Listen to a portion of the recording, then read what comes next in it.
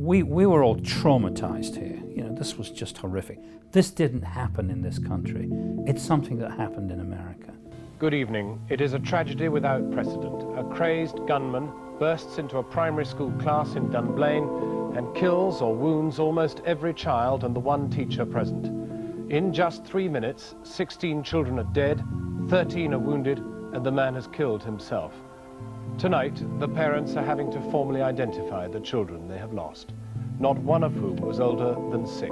When I came back here, we were kind of moving towards a gun culture. In fact, this guy in Scotland, Dunblane, he legally owned, I don't know, a dozen guns, legally owned. So we were moving towards a gun culture. And coming from the States, I was well aware that that was very dangerous. And that's one of the reasons I stepped in when the mass shooting happened in Scotland.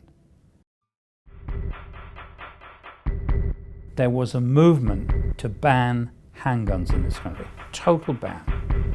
And I read in the paper that someone was putting together a group called Gun Control Network to kind of spearhead this.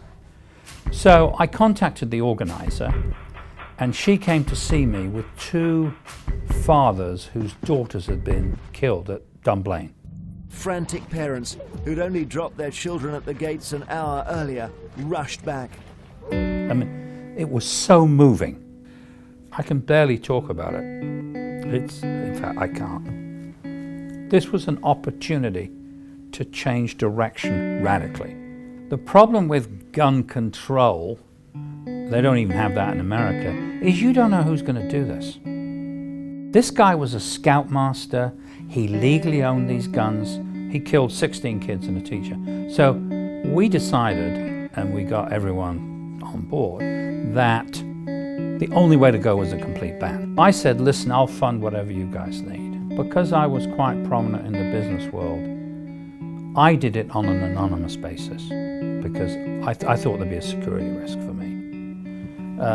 Yeah, I mean, the other people, they got threats. Yeah. In America, you have an incredibly strong gun lobby. You've got the National Rifles Association, the NRA, and then you've got a whole bunch of others that intimidate politicians to not to pass gun legislation. We didn't have a very strong gun lobby here like they do in the States, so the vast majority of people here were totally in favor of this complete ban. It resulted in an amazing achievement. So we now have a complete ban on handguns in this country, which is incredible compared to the rest of the world, but particularly the United States. I've heard some say that blocking this step would be a victory. And my question is, a victory for who? A victory for what? There's so much opposition to it. He couldn't get it through Congress or the Senate. And I did think after Sandy Hook, which was very similar to Dunblane, that he might have a shot at it.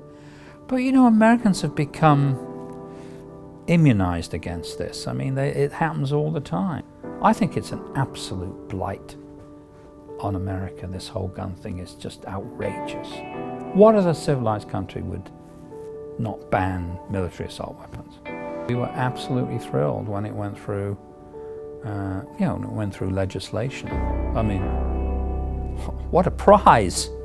Banning guns. I mean, it's unbelievable. You and I can walk the streets here and not even think about someone pulling a gun. That's not true in the States.